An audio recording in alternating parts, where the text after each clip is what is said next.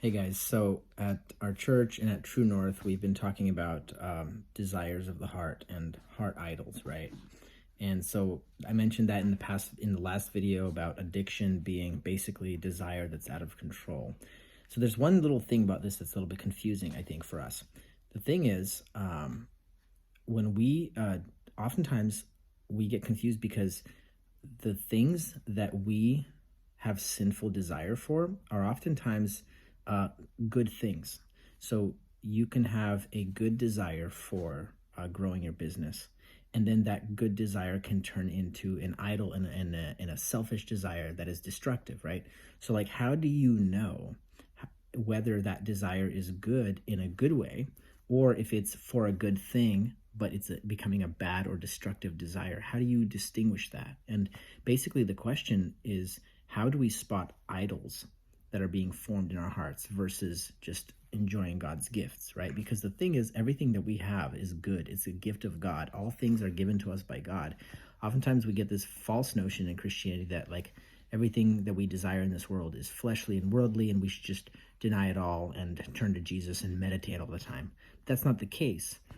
The Bible calls us to compare our allegiance to the gifts of life, but then the Bible also tells us to enjoy the gifts of life in light of the fact that they're given by God. But how do we maintain the balance? That's the question. And so here's how you spot an idol. An idol, in short, is a good thing that starts to sap your joy in God and starts to suck your energy away from delighting in God, and demands more and more of your attention and more of your affection. So notice this interesting thing. When God is your delight, when God is your true joy, enjoying God actually empowers your ability to enjoy other gifts. When you see the Father of all gifts, you see his love, then you turn around, you look at all of life, you see his gifting goodness everywhere around. It's like, if a dad gets his son a new car, that son is like, man, wow, what an amazing gift. And every time he's getting in that car and driving it, he's like, man, I love this car. But at the same time, he's overwhelmed with love for his dad. So his heart is expanding. His heart is expanding to delight in the gift, but his heart is also expanding at the same time. There's two things happening. At the same time, his heart is expanding in love for the giver of that gift. And every time he's driving that car, he's like, man, my dad is awesome. He loves me so much. The same thing happens in your spiritual life. When you see Christ and his love for you, when you see his supremacy over all things, you learn to see that he is the source of all joys in life, and you learn to enjoy all those things as a delight of the giver of all gifts. You see his love. You look at your family. You see his gifting goodness. You look at your friends. You look at your husband or wife or your girlfriend, boyfriend. You look at your business. You look at your schooling. You look at all the things you have, and you're like, wow, God's given me all these things. You enjoy, and two things happen. You enjoy the thing, and you enjoy more and more the God who's given you that thing. So your heart is expanding for the gifts and for the giver of gifts. In a way, you become more worldly, but in a good way. Like you delight in all these things, right? But then there's a danger where the pleasures of life can become an idol.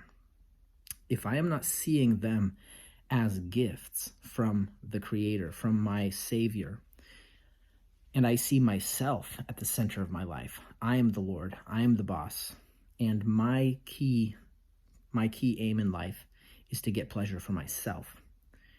Then what happens is your pleasures, they start to pull you away from delighting in God. So you are so excited about your business, and that satisfaction of making money is actually making you less motivated to come to God, to read, to pray. It's actually sucking dry you spiritually because you're so satisfied in this other thing. Or you've got a new boyfriend, girlfriend, you've got this new crush, this person you're so excited about, right? Your emotional energy is so wired up about that person that it actually starts to dull your desire for God because you're already excited enough about this other thing going on in your life. You're so excited about entertainment, turning on Netflix, getting back to that show.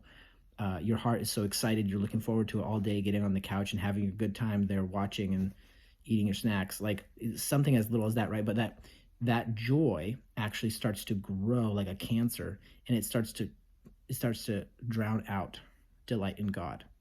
So we can spot our idols when we see something that is so exciting, but exciting in a twisted way, in a way that it makes me less motivated to delight in God. When you see that, you're starting to see the growth of an idol. And the end result of that is going to be that it's going to suck your joy in God, but it's also going to fail you. That idol, when you keep delighting in it only, the idol itself will stop giving because it can never satisfy, it can never deliver on the promise. And so you're left empty. You're left wandering in the desert because all idols in themselves are saltwater. But when the pleasures of life are connected to the giver of gifts, then it's living water. Then it's living water everywhere. Then you are multiplying in joy because you are delighting in your Savior and you're delighting in the things that He has given you in life. So that's really helpful kind of test for me, and I hope that's kind of helpful for you guys.